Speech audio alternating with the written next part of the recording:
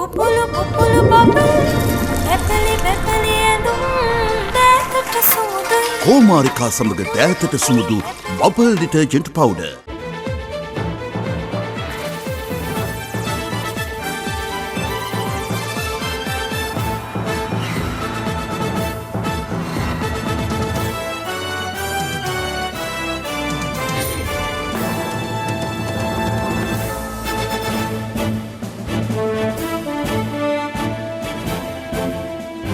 ආයුබෝවන් සුබ සන්ධ්‍යාවක්. සියලු සමීක්ෂණ වාර්තා නැවත නැවතත් තහවුරු කළ ලංකාවේ අංක 1 ප්‍රවෘත්ති ප්‍රකාශය. ප්‍රත්‍යක්ෂ තත්ත්ව කියන හිරු සවස 6:55 ප්‍රධාන ප්‍රවෘත්ති ප්‍රකාශය සමගින් මම ධනුෂ්ක සෙනවිරත්න. මම තෙරණී නදීෂා රණසිංහ. ප්‍රථමයෙන් අවධානය ප්‍රධාන ප්‍රවෘත්ති සිරස්තල වෙත.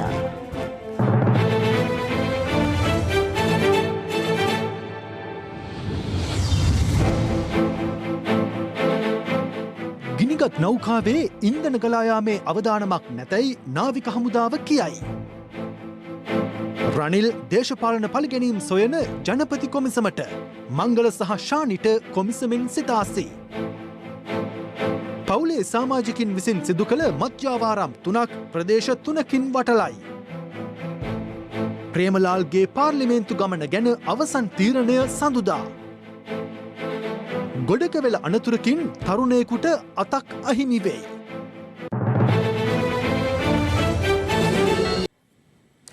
අම්පාර සංගමන් කන්දට ඔබෙන් නැගෙනහිර මුහුදේදී ගිනි ගැනීමට ලක් වූ MT නිව් ඩයමන්ඩ් නෞකාවේ ගින්න මෙතෙක් නිවා දමා නැහැ. කෙසේ වෙතත් නාවික හමුදාව අවධාරණය කරන්නේ නෞකාවෙන් තෙල් පිටතට ගලා ඒමේ අවදානමක් නොමැති බවයි. මේ අතර යම් හේකින් නෞකාවේ ඇති ඉන්ධන පිටතට ගලා ඒමක් සිදුවහොත් එය ලෝක ඉතිහාසයේ දරුණුතම සමෘද්ධ පරිසර විනාශයක් ලෙස සටහන් විය හැකි බවට සමෘද්ධීය පරිසර ආරක්ෂණ අධිකාරිය අනතුරු අඟවනවා.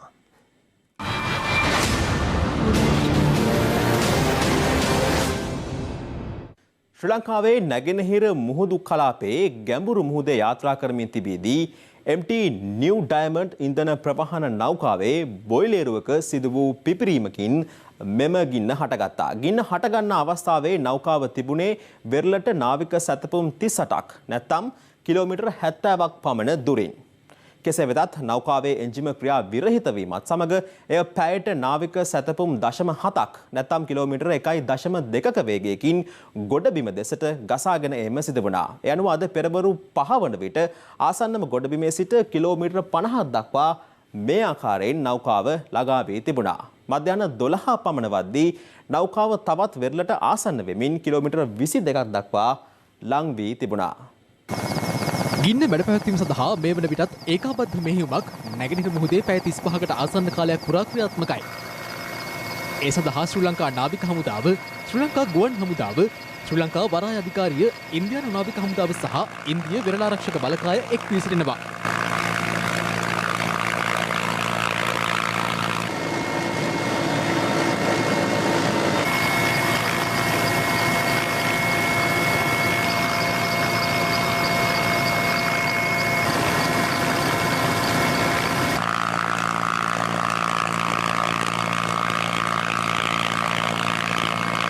ශ්‍රී ලංකා නාවික හමුදාවේ සයුර, සිදුරල සහ රණරසී නෞකා සමගින් වේග ප්‍රහාරක යාත්‍රා දෙකක්ද තත්ත්වය කළමනාකරණය කිරීමේ මෙහෙයුමට එක් කර තිබෙනවා.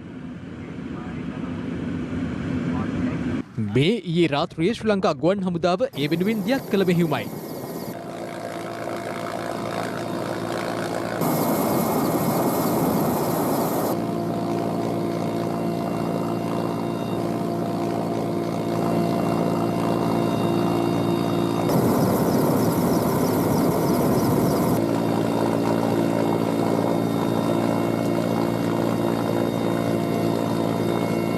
අද අලුයම හම්බන්තොට වරායෙන් පිටත් වූ රාවණ සහ වයඹ යන ටග් යාත්‍රා දෙක සහ ආපදාවට පත් වූ නෞකාව අයත් විදේශීය සමාගම් මගින් සූදානම් කරන ලද ALP විංග යන ටග් යාත්‍රාවත් මෙම මෙහෙයුමට එක් වූ අතර ඉන්දිය යුද නෞකාවක් වන ෂෙහාදි නෞකාවද මෙම මෙහෙයුමට එක් වුණා. නැව ගිනිගන්න එක පාලනය කිරීමට කළ යුතු සියලුම ප්‍රයත්නයන් අපි දරනවා. අසල්වැසි ඉන්දියාව අපිට උදව් කරනවා. වෙනත් රටවල් උදව් කරන්න මේ වෙනකොටත් අපිට සම්බන්ධ වෙලා තිබෙනවා. මේ නෞකාව ලංකාව පැත්තට පැමිණීම වළක්වීම සඳහා ගත යුතු ක්‍රියාමාර්ගත් අපි රැගෙන තිබෙනවා. නාවික හමුදාව සඳහන් කළේ මෙම නෞකාවේ ඇති වූ ගින්නෙන් එහි ගබඩා කර ඇති මෙට්‍රික් ටොන් 2,70,000ක බොරතෙල් සංචිතයට මේ වනතෙක් කිසිදු බලපෑමක් සිදු වී නොමැති බවයි.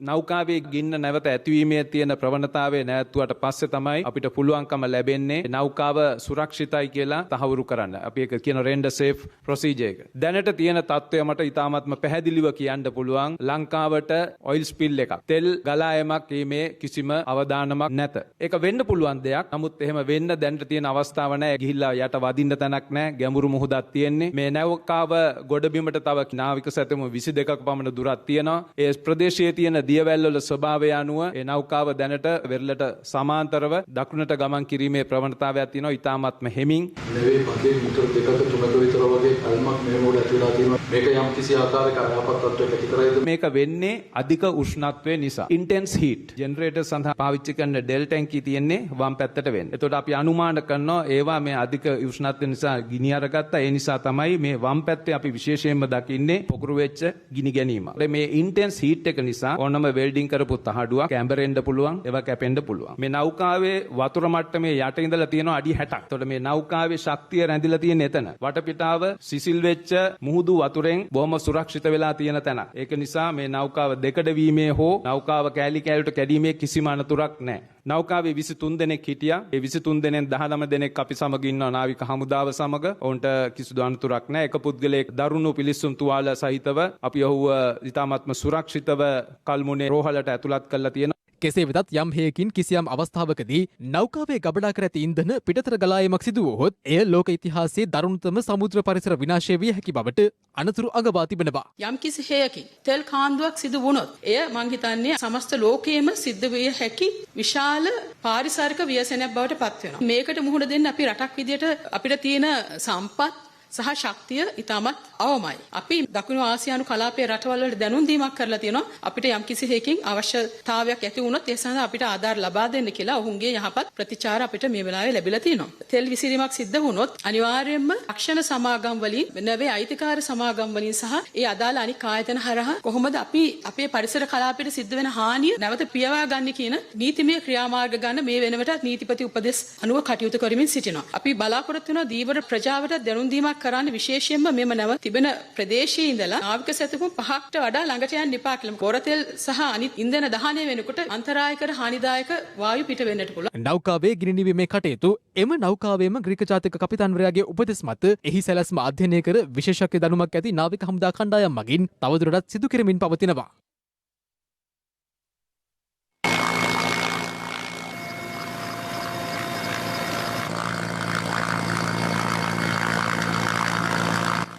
එම මෙහෙයුමට එක්ව සිටින සියලු පාර්ශ්වවල සහභාගීත්වයෙන් විශේෂ සාකච්ඡාවක් ආපදා කළමනාකරණ මධ්‍යස්ථානයේදී අද පෙරවරුවේ පැවැත්වුණා.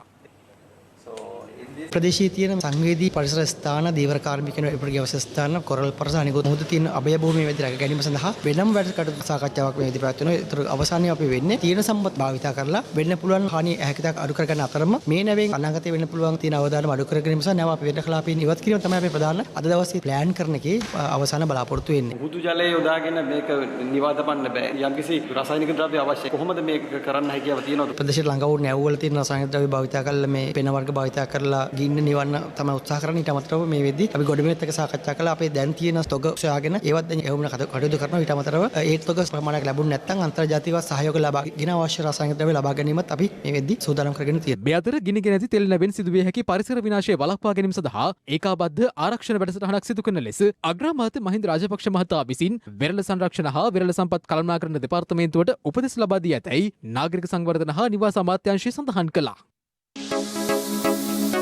දවසේ පුවත අපට ලැබෙන නවතම තොරතුරු තහවුරු කරන්නේ මේ වන විට නෞකාවෙන් එළියට විහිදෙන කිසිදු ගිනි දැල්ලක් දර්ශනය නොවන බවයි.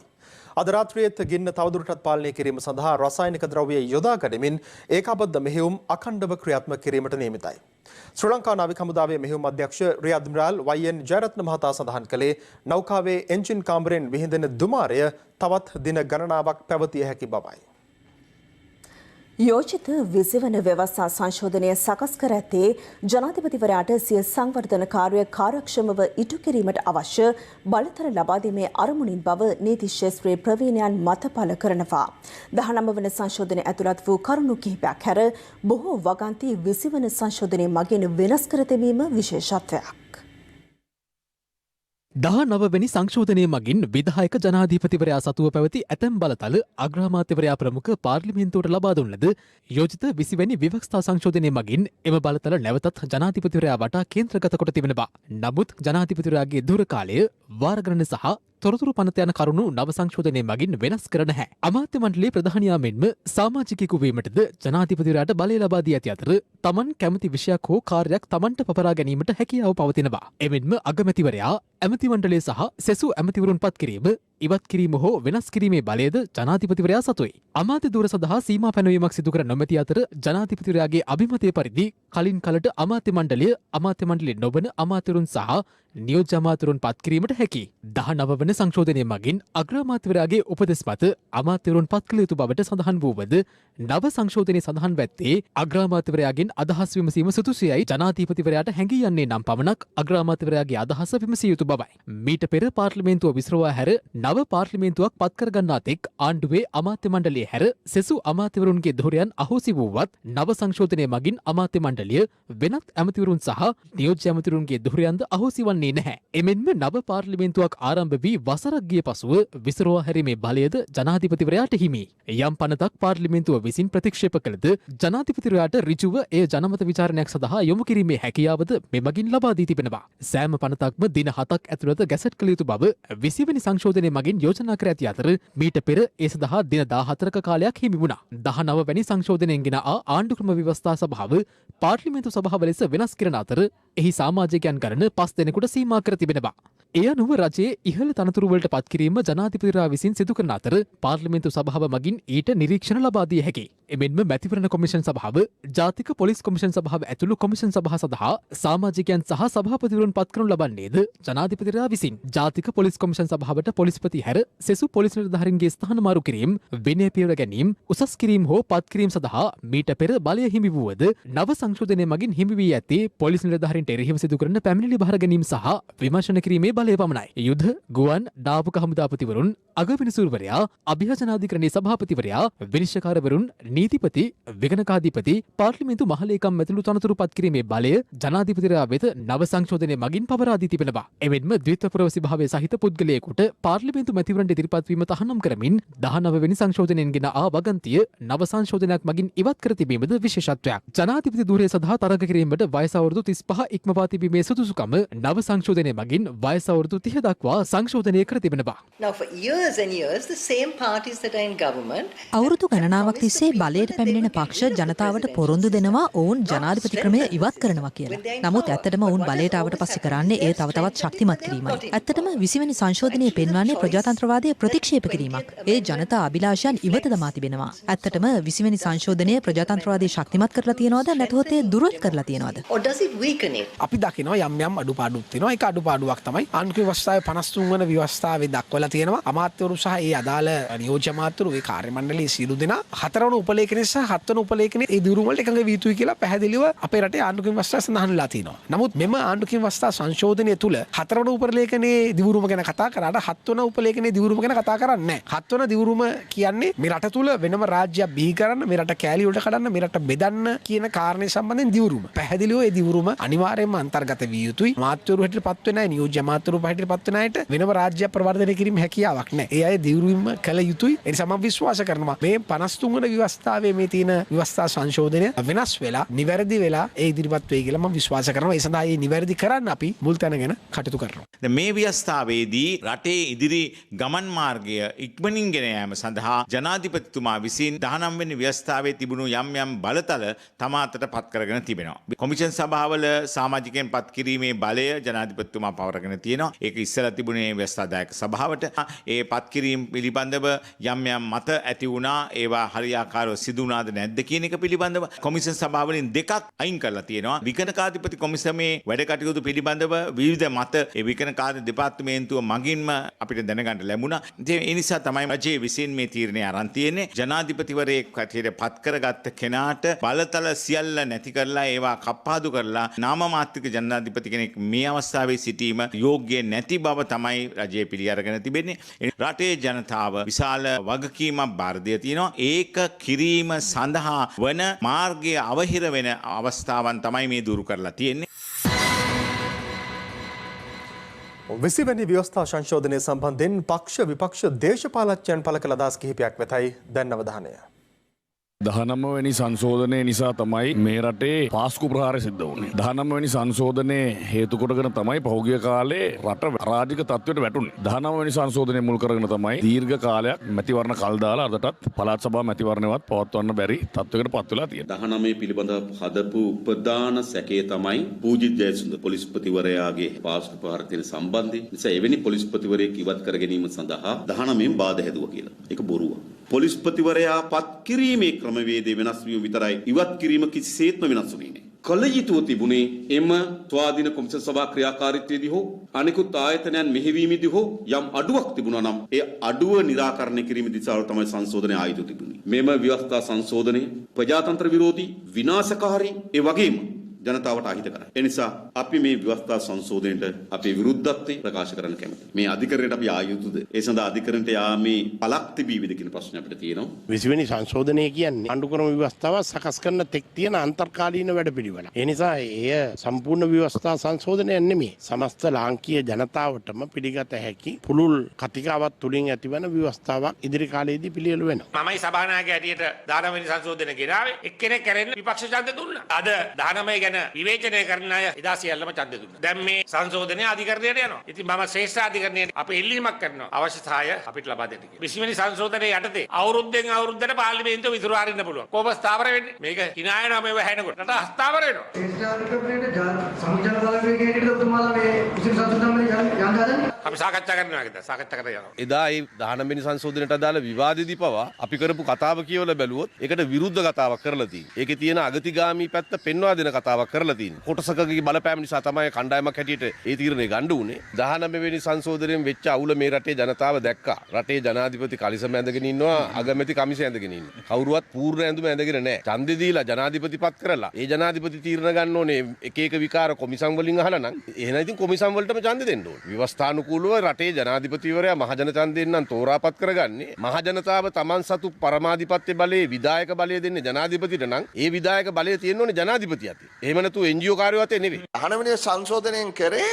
හදිසි පනත් කියන එක හොසි කරා. හැබැයි ඒ සියලුම දේ ගෙනල්ලා තියෙනවා නැවතත් 20 වෙනි සංශෝධනයෙන් මේ පාර්ලිමේන්තු සභාවට පුළුවන් වෙන්නේ නිරීක්ෂණ පමණයි. නිර්දේශන බෑ. ස්වාධීන කොමිෂන් සභාවලට නිර්දේශ බෑ. නිරීක්ෂණ විතරයි. ඕන ඇමතිවරයෙක් පන්නන්න පුළුවන්. ආණ්ඩුවක් පන්නන්න ජනාධිපතිතුමාට සම්පූර්ණ බලය තියෙනවා ඕනෑම වෙලාවක. එතකොට කොහොමද මේක ප්‍රජාතන්ත්‍රවාදී වෙන්නේ? ගියාණ්ඩුණත් ප්‍රජාතන්ත්‍රවාදී කිව්වට ඒගොල්ලෝ විධායක ජනාධිපති ධූරය අහෝසි කිරීම ගැන පොරොන්දු දීලා අන්තිමට ගෙනාවේ මේ සොච්චම් බලයක් අඩුම ගන්න ජනාධිපතිව නීතිය ඉදිරියේ මුක්තිය වගේ දේවල් පවා ජනාධිපතිට අහිමි නොකර තමයි 19 වෙනි සංශෝධනය ගෙනාවේ. පොරොන්දු උනේ සිංහෙක් දෙනවා කියලා දුන්නේ මීපැටි. දැන් මේ ආණ්ඩුව කරලා තියෙන දුන්නු මීපැටියවත් නැවත උදුරගෙන තියෙනවා. తాවකාලිකව මොනවා හරි කරගත්තත් අවුරුදු 5න් 10න් ඒවා කන පිට ගැහෙනවා කියන එකට 20 වෙනි ව්‍යවස්ථා සංශෝධනයේ කදිම උදාහරණ. දැන් අවුරුදු 30 ගාණක් තියෙන විධායක ජනාධිපති ක්‍රමය තමයි ඔය දැන් ඔය තියෙන්නේ. රාජේ ආර්යවර්ධන හිටියා, ආර් ප්‍රේමදාස, චන්ද්‍රිකා, ඒ වගේම මහින්ද රාජපක්ෂ යන ජනාධිපතිවරු කරාපු ඒ විධායක ජනාධිපති ක්‍රමයේ උත්තර කාලයක් ආවේ. ඒ කාලේ කවුද නරකයි කිව්වේ? කොහොම හොඳයි කියලා නේ කිව්වේ. ගෝඨාභය රාජපක්ෂ ජනාධිපතිතුමා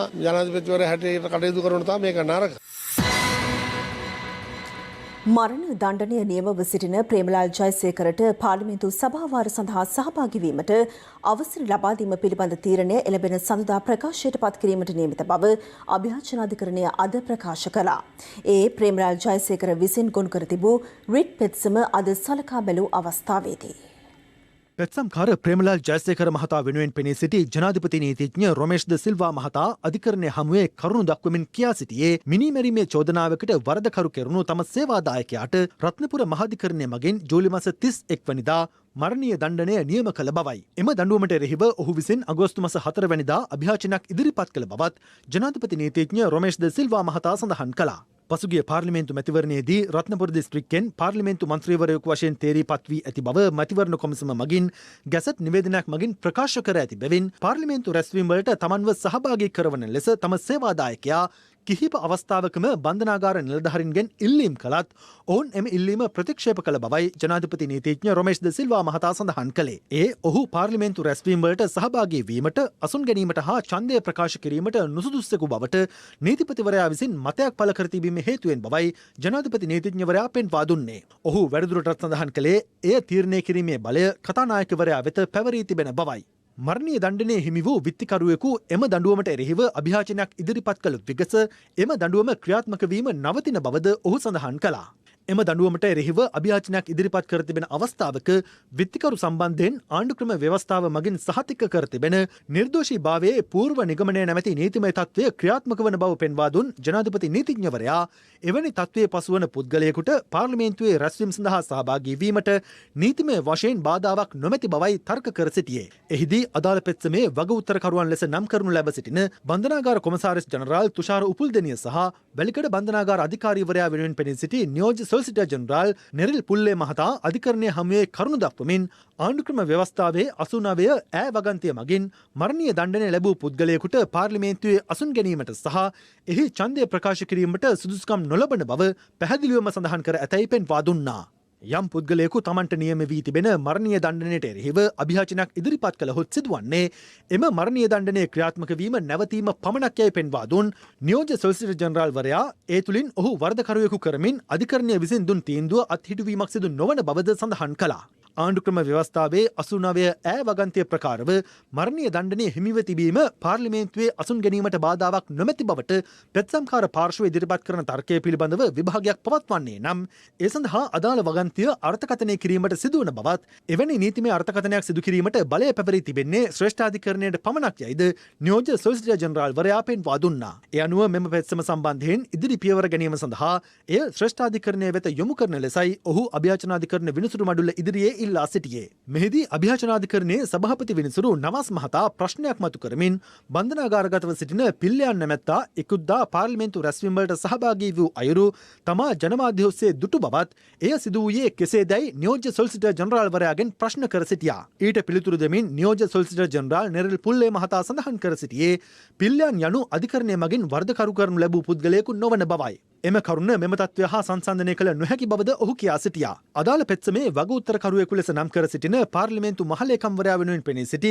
ජනාධිපති නීතිඥ උදිත ඉහළහේවා මහතා අධිකරණය හමුවේ කරුණු දක්වමින් පෙන්වා දුන්නේ අප පනතේ 20 වන වගන්තියට අනුව අධිකරණය මගින් වරදකරු කර දඬුවම් නියම කළ පුද්ගලයෙකු ඊට එරෙහිව අභියාචනයක් ඉදිරිපත් කළ විගස ඔහු රිමාන්ඩ් සිරකරුවෙකු බවට පත්වන බවයි. රිමාන්ඩ් සිරකරුවෙකුට පාර්ලිමේන්තු රැස්වීම සඳහා සහභාගී වීමට නීතිමය බාධාවක් නොමැති බව ඔහු පෙන්වා දුන්නා. ඒ අනුව ප්‍රේමලාල් ජයසේකර මන්ත්‍රීවරයාටද පාර්ලිමේන්තු රැස්වීම සඳහා පැමිණීමට බාධාවක් නොමැති බව සඳහන් කර සිටියා. සියලු පාර්ශ්ව ඉදිරිපත් කළ කරුණු සලකා බැලූ අභියාචනාධිකරණ විනිසුරු මඩුල්ල පෙත්සම්කරු ඉල්ලා සිටින ඉල්ලීම් පිළිබඳ සිය තීරණය ලබන සඳුදා ප්‍රකාශයට පත් කරන බව නිවේදනය කළා.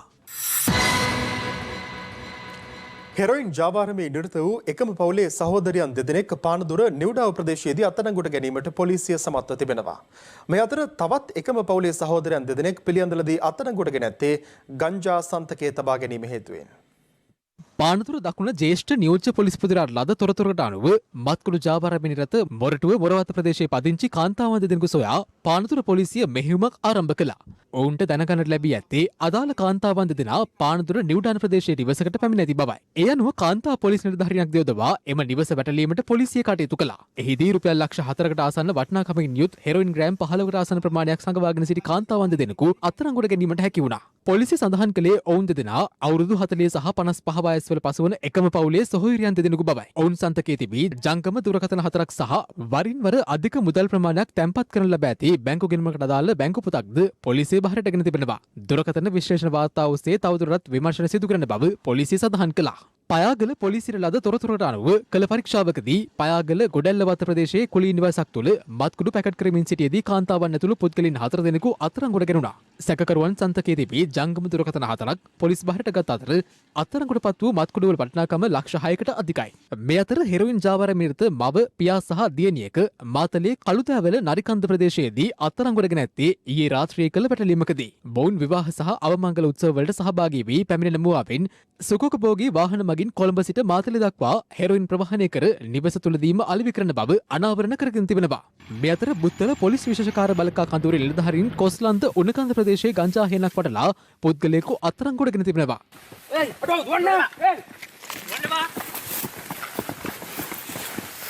එහි ගංජා ගස් 5000කට අධික ප්‍රමාණයක් වගා කර තිබූ අතර එහි වටිනාකම රුපියල් ලක්ෂ 50කට අධික බව පොලිසිය සඳහන් කළා. අඩි 6කට වඩා වැඩි උසකින් සරුවට වැවී තිබූ සියලු ගංජා ගස් ගලවා විනාශ කර දැමීමට කටයුතු කළ පොලිස් විශේෂකාර්ය බලකා නිලධාරීන් සැකකරු කොස්ලන්ද පොලිසිය වෙත බහර දුන්නා. මේ අතර ගංජා ග්‍රෑම් 5ක ප්‍රමාණයක් සමග එකම පවුලේ සහෝදරයන් දෙදෙනෙකු අත්අඩංගුවට ගැනීමට පිළියන්දල පොලිසිය සමත් වුණා. ඒ ලද තොරතුරකට අනුව පිළියන්දල මාකන්දන විජිතපුර ප්‍රදේශයේ නිවසක කළ සෝදිසි මෙහෙයුමකදී නිවසේ අල්මාරියක සංගවා තිබූ මාංචු වල දෙකක්ද පොලිස් බහරට ගත් අතර එය උපයෝගී කර ගනිමින් කිසියම් අපරාධයක් සිදු කර ඇද්දැයි පොලිසිය පරීක්ෂණ සිදු කරනවා. අත්අඩංගුවටපත් වූයේ 27 සහ 35 වයස්වල පසුවන සහෝදරීන් දෙදෙනෙක්. මීගමුව අපරාධ කොට්ටාසේ බුද්ධ්‍යංශයට ලද තොරතුරකට අනුව පුද්ගලයන් දෙදෙනෙකු මද්‍රව්‍ය මිලදී ගැනීමට පැමිණෙන බවට අනාවරණ වීමත් සමග ඔවුන් අත්අඩංගුවට ගෙන තිබෙනවා. ඔවුන්ගෙන් සිදු කළ ප්‍රශ්න කිරීම හමුවේ තවත් පුද්ගලයන් දෙදෙනෙකු අත්අඩංගුවට ගත්තේ ලක්ෂ 10ක මුදලක් සහ හෙරොයින් ග්‍රෑම් 12යි අයිස් ක්‍රෑම් 4ක්ද සමගින්. අදාළ මද්‍රව්‍ය කැබ්රත්යක් තුළ සූක්ෂම සංගවා තිබියදී සොයාගෙන ඇති අතර සැකකරුවන් රැඳවුම් නියෝග ලබා ගැනීමෙන් වැඩිදුර විමර්ශන ක්‍රියාත්මක කරනු ලබනවා. ඇඹිලිපිටිය තොරකොළයාය ප්‍රදේශයේ පවත්වාගෙන ගිය ගංජා හේන් දෙකක් වැරලීමට ඇඹිලිපිටිය පොලිසිය කටයුතු කළ අතර එහිදී පුද්ගලයන් දෙදෙනෙකු අත්අඩංගුවට ගැනුණා. මිලියන 23ක දුම්බැටි තොගයක් කන්ටේනරයක් තුලින් සොයා ගැනීමට ශ්‍රී ලංකා රේගුවේ මධ්‍යම විමර්ශන ඒකකයේ නිලධාරීන් සමත් වුණා. එම දුම්බැටි තොගයේ වටිනාකම කෝටි 13කට අධිකයි. මේක ලංකාවට ආනයනය කළ තියෙන්නේ ප්‍රතිඅපනයනය වෙනත් රටකට කිරීම බලාපොරොත්තු වෙන තමයි. නමුත් සිගරට් ප්‍රමාණය ලංකාවේ අපි සැක කරනවා මාකට් එකට දාන්න ගෙනාපු සිගරට් කියලා. එහෙම වුණා නම් ශ්‍රී ලංකාවට මිලියන් 100ක පමණ රාජ්‍ය බදු ආදායමක් අහිමි වෙන්න තිබිච්ච අවස්ථාවක්. මේ සිගරට් කල්ලි කිව්වීමට ආසන්න පරණ සිගරට් වගේක් තමයි විමර්ශන අනුව අපිට නිරාවරණය වෙලා තියෙන්නේ. මේ අතර බම්බලපිටිය පොලිස් දූෂණ වර්ධන අංශයේ නිලධාරීන්ට ලද තොරතුරට අනුව සිදු කළ වැටලීමකදී රුපියල් ලක්ෂ 10ක් පමණ වටිනා නීති විරෝධී දුම්බැටි 12000ක් සමග චීන ජාතිකයෙකු පොලිසිය මගින් අත්අඩංගුවට ගෙන තිබෙනවා. කොළඹ ටොරින්ටන් වත්ත ප්‍රදේශයේ චීන ජාතිකයින් නවාතන්ගෙන සිටින නිවාසිකාගාරයක සංගවා තිබියදී මෙම දුම්බැටි තොගය සොයාගත් බවයි පොලිසිය සඳහන් කළේ. චීන ජනරජයට ඇත රාජ්‍ය ව්‍යාපාර කිහිපයකට සහ විධායක නිලධාරීන් පිරිසකට වීසා සීමා කිරීම ඇතුළු තවත් සීමා පැනවීමට ඇමරිකාව තීරණය කර තිබෙනවා.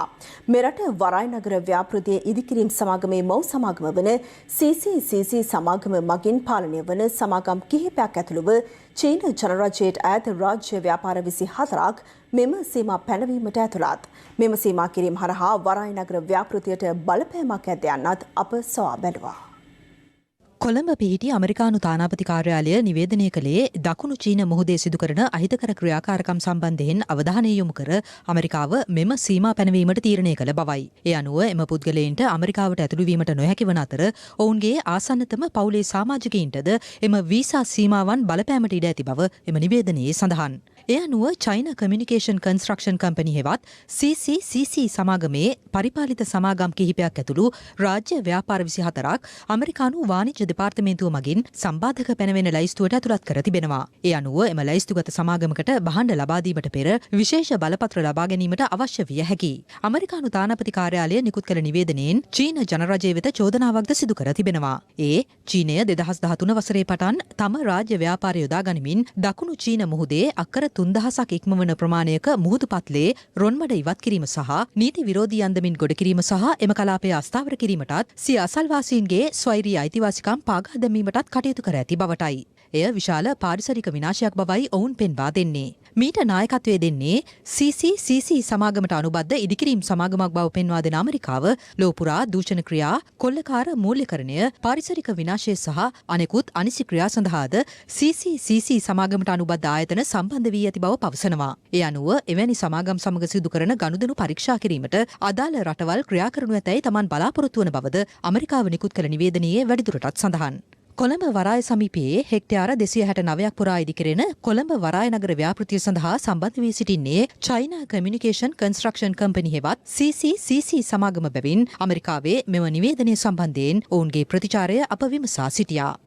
අපේ මව් සමාගම තමයි චයිනා කමියුනිකේෂන් කන්ස්ට්‍රක්ෂන් සමාගම. මේ එක්සත් ජනපදයේ සම්බාධක අනු සමාගම් කීපයකට තමයි පනව ඇත්තේ. එම අනු සමාගම් සහ වරාය නගරය අතර වර්තමානයේ සම්බන්ධතාවයක් නැත. එම නිසා අපි විශ්වාස කරනවා මෙම නිවේදනයෙන් පෝට් සිටි ව්‍යාපෘතියට බලපෑමක් නැති බව. නමුත් එක් තීරයක් එක් මාවතක් යන චයිනා සංකල්පයේ පෝට් සිටි ව්‍යාපෘතිය සුවිශේෂ ව්‍යාපෘතියක්. එම නිසා සමීපව අවධානය යොමු කරනවා. ඒ කියන්නේ වරාය නගර ව්‍යාපෘතියේ දෙවන අදියර යටතේ ආයෝජකයින් ගෙන්වා ගැනීමට බලාපොරොත්තුව තිබෙනවා. දැන් ආයෝජකයින් ගෙන්වා ගැනීම සඳහා මේ සීමා පැනවීම මොන ආකාරයේ බලපෑමක් ඇති කරයිද? අපි විශ්වාස කරනවා එයින් ලොකු බලපෑමක් නැති බව. ආයෝජකයන් ලංකාවට ඇවිල්ලා ආයෝජනය කරද්දී මෙම ව්‍යාපෘතියේ ලෑන්ඩ් ලීස් එක හම් වෙන්නේ ශ්‍රී ලංකා රජෙක්. අපි හිතනවා ආයෝජනය සඳහා කිසිම බලපෑමක් මෙම නිවේදනයෙන් නැති බව. ජනාධිපතිවරයා සහ වත්මන් රජය විසින් සිදු කරන ලද පත්කිරීම් සම්බන්ධයෙන් අද මහා සංඝරත්නය අදහස් පළ කළා. උඩුවේ ධම්මාලෝක හාමුදුරන් වහන්සේ පිරිද්දානවාය කියලා අධිකරණයට පවා අරගෙන ගිහිල්ලා නඩු දාපු මිනිස්සු බුදුරජාණන් වහන්සේගේ උප්පත්තිය බුද්ධවීම පිරිනිවන් පෑම කියන තෙමකුල සිදුවෙච්ච ඉන්දියාවේ මහකොමසාරිස්වරයා හැටියට පත් කර හැරීම තුළින් බොහෝ ප්‍රශ්න ගැටලු රාශියක් ඇතිවීමට ඉඩ තිබෙන ජනාධිපතිතුමා පත් කිරීමට මේ ආණ්ඩුවට 3/2 බලයක් ලබා දීම සඳහා අපකප වෙච්ච භික්ෂුන් වහන්සේලා හැටියට අපි අපේ බලවත් විරෝධය මේ සඳහා පළ කර සිටිනවා. ආණ්ඩුවට අපි කියනවා 3/2 බලයක් ගත් පමණින් හිතුවක්කාර තීන්දුව తీරන ගන්න එපා. මේ කාරණාව සම්බන්ධයෙන් නැවත හිතලා බලන්න. මිලින්ද මොරගොඩ මැතිතුමා හොඳම හොඳ බෞද්ධයෙක් කියලායි මම විශ්වාස කරන්නේ. එතුමා කරන වැඩ කරපු වැඩ මේ සමාජයේ බොහෝ දෙනෙක් දන්නේ නැහැ. ඕනෑම වෙලාවක භික්ෂුන් වහන්සේට උදව් කිරීමට පෙළඹී සිටින කෙනෙක්. යම් යම් සුළු සිද්ධීන් අල්ලගෙන එතුමාගේ චරිතයට මඩ ගහනවා කියන එකයි මම විශ්වාස කරන්නේ. භික්ෂුන් වහන්සේගෙනුත් මම ඉල්ලා හිටිනවා. හරියට නොදැන කතා කරන්න එපා. දැනගෙන කතා කරන්න. මිලින්ද මොරගොඩ මැතිතුමා පිළි. අපි මේ වැඩවලට යවන්න ඕනේ සුදුස්සෝ යවන්න ඕන නම් සුදුස්සන්ව රජයේ මගින් තෝරගන්නට ඕනේ. දැන් වර්තමාන ජනාධිපතිතුමාව තේරුවේ අපි කියලා බොහෝ දෙනෙක් කියනවා. කතා කළාට කමක් නැහැ. ඒ වැඩේ ජනාධිපතිතුමාට ඕන කරන විදිහට කරන්න ඉඩ දෙන්න ඕනයි කියන එකයි මගේ විශ්වාසය. මේ අතර පෞද්ගලික උත්සවාදිය සඳහා සහභාගී නොවීමට ජනාධිපතිවරයාගෙන ඇති තීරණය සම්බන්ධයෙන් අස්ගිරි අනුනායක හිමියන් අදහස් පළ කළා. ඒක ජනාධිපතිතුමා ගත්ත ඒ ක්‍රියාමාර්ගය මේ රටට අත්‍යවශ්‍ය දෙයක්. මොකද මේ අද වෙලා තියෙන්නේ අපි උත්සවවල ගිහින් පැය 2-3 රැඳී සිටිනවා. හුඟක් දෙනා කතාව වැඩි, වැඩ කටයුතු අඩුයි. කොයිතරම් කාලේ නාස්ති වීමද. ජනාධිපතිතුමා මේ රටේ තියෙන සියලුම උත්සව නියෝජනය කරන්න ගියොත් රටේ නායකයා වශයෙන් එතුමාට මේ රට වෙනුවෙන් වැඩක් කරන්න කාලේ නැති වෙනවා. ඒ වගේම මේ රට ගොඩ ගන්න නම් අනවශ්‍ය වියදම් අනිවාර්යයෙන්ම කපා ඇරලා අවශ්‍ය තැනට ඒ අවශ්‍ය මුදල් වැය කරන වැඩ පිළිවෙලක් යොදන්න ඕනේ. හිටපු අග්‍රාමාත්‍ය රනිල් වික්‍රමසිංහ මහතා අද දේශපාලන පරිගැනීම් පිළිබඳ සොයා බලන ජනාධිපති කොමිසම හමුවේ පෙනී සිටියා. මේ අතර හිටපු අමාත්‍ය රවුෆ් හකීම් මහතාටද පාස්කු ඉරිදා ත්‍රස්ස ප්‍රහාරය පිළිබඳ විමර්ශනය කෙරෙන ජනාධිපති කොමිසමෙන් කැඳවීමක් සිදු කර තිබුණා. දිවිනගුම දෙපාර්තමේන්තුවක් බවට පත්කිරීමේදී ඉන් ස්වේච්ඡාවෙන් ඉවත් වූ සේවකීන්ට වන්දි හා පාරිතෝෂිත දීමනා ලබා දීම මෙන්ම ඉසුරුමත් නිවාස ව්‍යාපෘතිය යටතේ සහන ලබා දීමට අදාළව තමන් රක්ෂිත බන්ධනාගාරගත කෙරුණේ දේශපාලන බලපෑමක් මත බවට ආර්ථික කටයුතු සංවර්ධන අමාත්‍යාංශයේ හිටපු ලේකම් වෛද්‍ය නිහාල් ජයතිලක මහතා දේශපාලන පරිගැනීම් පිළිබඳ ජනාධිපති කොමිසම හමුවේ පැමිණිල්ලක් ගොනු කර තිබුණා. හිටපු අග්‍රාමාත්‍ය රනිල් වික්‍රමසිංහ මහතා ඇතුළු එක්සත් ජාතික පක්ෂයේ හිටපු අමාත්‍යවරුන් කිහිප දෙනෙකුට දේශපාලන පරිගැනීම් පිළිබඳ සොයා බලන ජනාධිපති කොමිසම පසුගියදා නොතීසි නිකුත් කළේ ඒ අනුවයි. ඊට අදාළව ප්‍රකාශ ලබා දීම සඳහා හිටපු අග්‍රාමාත්‍ය රනිල් වික්‍රමසිංහ මහතා ජනාධිපති කොමිසම හමුවේ අද පෙනී සිටියේ උදෑසන 9:45ට පමණ. ඔබතුමා ඉදාවේ පාස්කු කොමිසම අදයින දේශපාලන පරිගැනීම් සඳහා වූ කොමිසමද දේශපාලන පරිගැනීමක් කරලා තියෙනවද කාගෙන් හරි? නැත්නම් ඇයි මෙවැනි කැඳවීමක් කරන්නේ?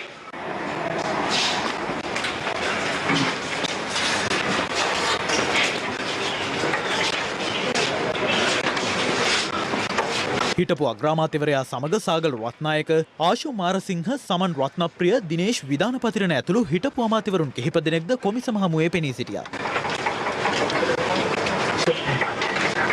මෙහිදී ජනාධීපති කොමිසම හිටපු අග්‍රාමාත්‍ය රනිල් වික්‍රමසිංහ මහතාගෙන් විමසා සිටියේ ජාතික විධායක සභාව කුමන නීතියක් යටතේ ස්ථාපනය කළ ආයතනයක්ද යන්නයි. ඊට පිළිතුරු දෙමින් වික්‍රමසිංහ මහතා සඳහන් කළේ එය නීතියක් යටතේ ස්ථාපනය කළ ආයතනයක් නොවන බවයි. 2015 ජනාධීපතිවරණයේදී මෛත්‍රීපාල සිරිසේන මහතාට ආධාර උපකාර කළ විවිධ දේශපාලන පක්ෂ, සිවිල් සංවිධාන සහ වෘත්තීය නියෝජිතයින්ගෙන් සමන්විත කමිටුවක් සාදා තිබූ බවත් එය ජාතික විධායක සභාව ලෙස හැඳින්වූ බවත් වික්‍රමසිංහ මහතා සඳහන් කළා. ඔහු වැඩිදුරටත් පැවසුවේ එම සභාවේ සාමාජිකයන් ලෙස තමා ඇතුළුව හිටපු ජනාධීපති මෛත්‍රීපාල සිරිසේන, ජනතා විමුක්ති පෙරමුණේ නායක අනුර කුමාර දිසානායක, රාජිත සේනාරත්න, පාටලී චම්පික රණවක මෙන්ම දෙමළ ජාතික සන්ධානයේ නායක ආර් සම්පන්දන් ඇතුළු පිරිසක් කටයුතු කළ බවයි. කොමිසමට ඉදිරිපත් ඇති සාක්ෂි අනුව ජාතික විධායක සභාව කැබිනට් මණ්ඩලයට ඉහළින් කටයුතු කළ ආයතනයක් බව පෙනී යන බව කොමිසමේ සභාපති විනිසුරුවරයා ප්‍රකාශ කළා. එවිට වික්‍රමසිංහ මහතා සඳහන් කළේ විධායක සභාවට කැබිනට් මණ්ඩලයට ඉහළින් විශේෂ බලයක් ලබා නොදුන් බවයි. යහපාලන රජය විසින් ජාතික විධායක සභාවේ අනුමැතියට යටත්ව පිහිටවනු ලැබූ දූෂණ විරෝධී කමිටුවට ලැබෙන තොරතුරු මත වැටලීම් කිරීම, අත්අඩංගුවට ගැනීම, ප්‍රශ්න කිරීම සහ අධිකරණයට ඉදිරිපත් කිරීම සහ ජනමාධ්‍ය හරහා ප්‍රසිද්ධියට පත් කිරීමට කැබිනට් මණ්ඩල අනුමැතිය ලබා දීම හරහා සැකකරුවන් සමාජයේ වැරදිකරුවන් ලෙස හංවඩු ගැසෙනවා නේදයි කොමිසම වික්‍රමසිංහ මහතාගෙන් විමසා සිටියා. දැන් බලන්න මට වෙච්ච දේ. මට බැඳුම් කර මහ හොරා කියලානේ කියන්නේ. බැඳුම් කර කොමිසමෙනුත් පාර්ලිමේන්තුවෙනුත් කියලා තියෙනවා මගේ සම්බන්ධයක් නැහැ කියලා. නමුත් මාධ්‍ය මහත්වරු එහෙම හිතන්නේ නැහැ. චෝදනාවක් එල්ල වුණාම එහෙම වෙන එක සාමාන්‍යයි යනුවෙන් වික්‍රමසිංහ මහතා ප්‍රකාශ කළා. මෙහිදී කොමිසම හිටපු අග්‍රාමාත්‍යවරයාගෙන් විමසා සිටියේ ඇතැම් අවස්ථාවන්හිදී කමිටුව විසින් යම් ක්‍රියාමාර්ග ගැනීම සඳහා ඔබට පීඩනයක් එල්ල කළේද යන්නයි. අන්තිමට මම හොරු ඇල්ලුවෙත් නැහැ. කියපු අයයි ගියපු අයයි ඔක්කොම මාව දාලා ගිහින්. මම දැන් තනි වෙලා ඉන්නේ. ඊට පිළිතුරු ලබා දෙමින් රනිල් වික්‍රමසිංහ මහතා ප්‍රකාශ කළා. මේ අතර මෙරට යුද අපරාධ සිදු වූ බවට ඇමරික එක්සත් ජනපදයේ ඉදිරිපත් කළ 31 යෝජනාවලිය සඳහා එවක විදේශ කටයුතු අමාත්‍යවරයා ලෙස කටයුතු කළ මංගල සමරවීර මහතා අත්සන් කළ බව ඔබ දැන සිටියේද යන්න කොමිසමේ සභාපතිවරයා රනිල් වික්‍රමසිංහ මහතාගෙන් විමසා සිටියා. මංගල සමරවීර ඇතුළු අමාත්‍ය මණ්ඩලයම ඒ පිළිබඳ දැන සිටි බව රනිල් වික්‍රමසිංහ මහතා සඳහන් කළා. කොමිසමේ සභාපතිවරයා යලි විමසුවේ හිටපු ජනාධීපති මෛත්‍රීපාල සිරිසේන මහතාද ඒ සම්බන්ධයෙන් දැනුවත් වූයේද යන්නයි. ඊට පිළිතුරු ලබා දෙමින් රනිල් වික්‍රමසිංහ මහතා පැවසුවේ එය හිටපු ජනාධීපතිවරයා දැන සිටි බවත් එවක රජයේ සියලු දෙනාම එය අනුමත කළ බවයි.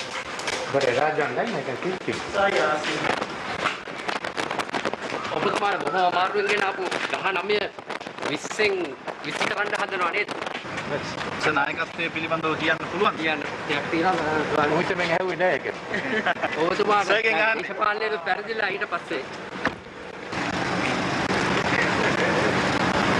මේ අතර ප්‍රකාශයක් ලබා දීම සඳහා පාර්ලිමේන්තු මන්ත්‍රී රවුෆ් හකීම් මහතා අද පෙරවරු 9ට පාස්කු ප්‍රහාරය විමර්ශනය කරන ජනාධීපති කොමිසමේ පොලිස් ඒකකයට පැමිණියා. පැය 7කට ආසන්න කාලයක් ඔහුගෙන් ප්‍රකාශ සටහන් කර ගැනීමෙන් අනතුරුව ඔහු ජනාධීපති කොමිසමෙන් පිටව ගියා. මම පිළිබඳව විවිධ අභූත චෝදනා කරලා තිබුණු අය පිළිබඳව මගේ නිදහසට මම කරුණු ඉදිරිපත් කළා සාක්ෂි සහිතව. අභූත චෝදනා කිව්වේ අර සහරාන්ගේ මල්ලි ඔව් හැම දෙයක්ම ජෙනරල් හොස්පිටල් එකේ බලන්න ගියේ ඒ මහා බොරුවක් ඒක. පශ්චාත් මැතිවරණ ප්‍රචණ්ඩ ක්‍රියාවක් නිරීක්ෂණය කළ වෙලේ මං හමු වෙච්ච විශාල කණ්ඩායමක් අතරේ මේ හාදයක් හිටියා කියන එක මං කොහොමද දන්නේ? සහරාන්ගේ ප්‍රහාරයත් අපිට වළක්ව ගන්න පුළුවන්කමක් තිබුණා. කල්ැතුව පිළිගත් දේශපාලන නායකයෝ හැටියට මුස්ලිම් නායකයෝට ලැබිලා තියෙන තොරතුරු යම් ආකාරයෙන් අපිට පැහැදිලි කරන්න තිබුණා. ඒව කළේ නැහැ. නිලධාරීන්ගේ අතපසුවීම් උඩ මේවට අනුබල දුන්නා, අනුග්‍රහය දුන්නා කියලා නායකයන්ට දොස් කීම ඉතාම වැරදි කියලා මම හිතනවා. මේ අතර එළඹෙන 7 වෙනිදා රවුෆ් හකීම් මහතාට පාස්කු ප්‍රහාරය සම්බන්ධයෙන් විමර්ශනය කරන ජනාධීපති කොමිසම හමුවේ පෙනී සිටින ලෙසට අද නොතීස් නිකුත් කෙරුණා. අපරාධ පරීක්ෂණ දෙපාර්තමේන්තුවේ හිටපු අධ්‍යක්ෂ ශානි අබේසේකරද අද උදෑසන 10ට පාස්කු ප්‍රහාරය විමර්ශනය කරන ජනාධීපති කොමිසමේ පොලිස් ඒකකයේ හමුවේ පෙනී සිටි අතර තවමත් ඔහුගෙන් ප්‍රකාශ සටහන් කරගනිමින් පවතින බවයි අප වාර්තාකරු සඳහන් කළේ.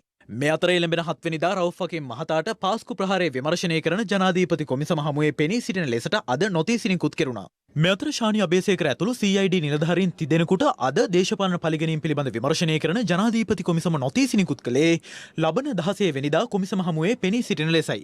ඒ මාධ්‍යවේදී ප්‍රගීත් එක්නැලිගොඩ පැහැරගෙන යාමේ පැමිණිල්ලකට අදාළවයි. එමෙන්ම අසාදුගත ත්‍රස්තවාදී ලේඛනයෙන් නම් ඉවත් කිරීමේ සිද්ධියකට අදාළව හිටපු අමාත්‍ය මංගල සමරවීර මහතාද එදිනම දේශපාලන පරිගැනීම් පිළිබඳ විමර්ශනය කරන ජනාධිපති කොමිසම හමුවට කැඳවා තිබෙනවා. යහපාලන ආණ්ඩුව සමයේ ලබා දුන් ඇතැම් නඩු තීන්දුව සම්බන්ධයෙන් විමර්ශනයක් සිදු කර එම නඩු යලි විභාගයට ගත යුතු බව සිංහලේ සංවිධානය පවසනවා. එම සංවිධානය මේ බව ප්‍රකාශ කළේ අද කොළඹදී කැඳවා තිබූ ප්‍රවෘත්ති සාකච්ඡාවකදී. පහුගිය යහපාලන ආණ්ඩුව සමයේදී විශේෂයෙන්ම CID එක පොලිසිය අධිකරණය විනිසුරුවරුන් මේ සියල්ල එකතු වෙලා මේ රටේ දැවැන්ත විදිහේ නඩු තීන්දුව ගණනාවක් ලබා දුන්නා. CID එකේ ප්‍රධානී ශානි අබේසේකරත් එක්ක සාකච්ඡා කරමින් හෙට තියෙන නඩු තීන්දුව කොහොමද දෙන්නේ කියලා අද අවස් වෙනකොට රංජන රාමනායක වැනි චරිතවලට දුරකථන හරහා දැනුවත් කරමින් තනි කරම මේ නීතිය ක්‍රියාත්මක කරේ Tamanට ඕන විදිහට රිසිසේ ආందోලනාත්මක නඩු තීන්දුව වලදී විශේෂයෙන්ම පුද්ගලයන්ට මරණ දඬුවම ලබා දීලා ජීවිතේ කලවර කරන එවැනි ගණයේ අරපතල නඩු තීන්දුව බව ඔවුන්ට ඕන විදිහට ඒ වගේම අපි දැක්ක පද්මිනී රණවක වැනි චරිත ඒ නීති ශාස්ත්‍රයේ තනතුරු උසස් වීම බලාපොරොත්තුෙන් කොහොමද කටයුතු කරේ කියන ආකාරය ඒ වගේම ශානි අබේසේකර කොහොමද සාක්ෂිය දුවේ කොහොමද විනිසුරුවරුත් එක්ක රංජන රාමනායකලා කතා කරේ මේ විදිහට සමස්ත නීතිය දෙමගණම දූෂණය කරමින් කටයුතු කරා ඒ නිසා අපි කියනවා වහාම ඒ නඩු තීන්දුව ලබලා දීලා මේ වෙන විට වින්දිතයන් වෙන මේ වෙන විට හිරගත වෙලා ඉන්න මේ වෙන විට මරණ දඬුවමට ලක් වෙලා ඉන්න මේ රටේ මිනිස්සු ඉන්නවා ඒ මිනිස්සු වෙනුවෙන් මොකද්ද සිද්ධ කරන සාධාරණය කරටක් එක නීතියක් වෙනුවෙන් ජනාධිපතිතුමා ප්‍රතිඥා දීලා තියෙන වෙලාවේදී අපි කියන කරුණා කරලා විශේෂ කොමිසමක් පත් කරලා යහපාලන ආණ්ඩුව සමයේදී අගතියටපත් වෙච්ච පාර්ශව වෙනුවෙන් ඒ නඩු තීන්දුව නැවත වතාවක් විභාගයට අරගෙන ඒ ජනතාවට ඒ වින්දිතයන්ට සාධාරණ ඉෂ්ට කරන්න.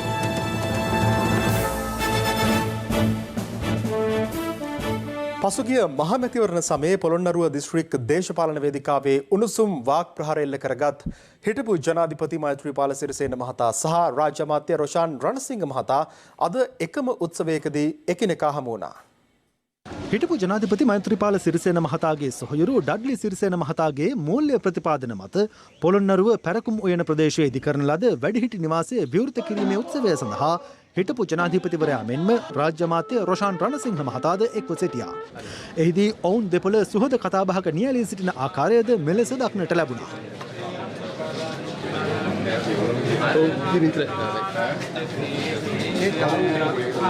අපි ජීවත් වෙන්නේ ටික කාලයයි. ඒ කාලේ අපි කවුරුත් එකට සමගියෙන් සිටිය යුතුයි කියන එක සියලු දේවල් පසෙකට තියලා අපි අවබෝධ කරගෙන තියෙනවා. නිසා අද අපි එක ගමනක් රට වෙනුවෙන් යන්න සූදානම් වෙලා තියෙන මොහොතක පාර්ලිමේන්තුවේදී මේ හිටපු ජනාධිපතිතුමා මෛත්‍රීපාල සිරිසේන මැතිතුමා අපි ගරු කරනවා එතුමා ජ්‍යෙෂ්ඨයෙක් විදියට මම ගිහිල්ලා කතා කරලා සර්ට සුබ පැතුවා. මෙතනින් එහාට පොළොන්නරුව දිස්ත්‍රික් දේශපාලන ගමන තුලත් එතුමාත් මමත් අපි එකතු වෙලා මේ පොළොන්නරුව හදන වැඩ පිළිවෙලට මේ අද හදපු මේ වැඩිහිටි නිවාසයේ ලොකු ශක්තියක් වෙනවා. දේශපාලන කීපයක් සමගින් දැන් රටවටා හිරු. රටවටා හිරු. ගොඩකවෙල ගලහිටිය ප්‍රදේශයේදී බස් රථ දෙකක් ගැටී අනතුරක් සිදුව ඇති අතර එක් බස් රථයක පිටුපස අසුනේ කවුළු අසල වාඩි වී අත තබාගෙන ගිය තරුණයෙකුගේ දකුණු අත වැලමිටට ඉහළින් වෙන් වී තිබෙනවා. අදාළ තරුණයා කහවත්ත මූලික රෝහල වෙත ඇතුළත් කිරීමෙන් පසු අත බද්ධ කිරීම සඳහා මේ වන විට කොළඹ ජාතික රෝහල වෙත රැගෙන ගොස් තිබෙනවා. රුපියල් 60,000ක අල්ලසක් ලබා ගැනීමේදී අත්අඩංගුවට ගත් පාර්ලිමේන්තු භෝජනාගාරයේ භාණ්ඩ ලබා ගන්නා නිලධාරියෙක් ලබන 18 වෙනිදා දක්වා රක්ෂිත බන්ධනාගාරගත කරන ලෙස කොළඹ ප්‍රධාන මහේස්ත්‍රාත් ලංකා ජාරත්න මෙනවිය නියෝග කළා. රටවටා හිරු. හිරු සවස 6:55 ප්‍රධාන ප්‍රවෘත්ති ප්‍රකාශය මිනිමාවට පත්වනවා. පැත්ත නොගත් ඇත දැනගැනීමේ අයිතිය තවදුරටත් අහුරු කර ගැනීමට ඔබගේ ජංගම දුරකථන ජාලය අනුව තිර දිස්වන පරිදි හිරු ප්‍රවෘත්ති SMS සේවාව සක්‍රිය කරගන්න. අපේ ලෙතම වන්නේ රාත්‍රී 9:55ට. ආයිබෝවන්.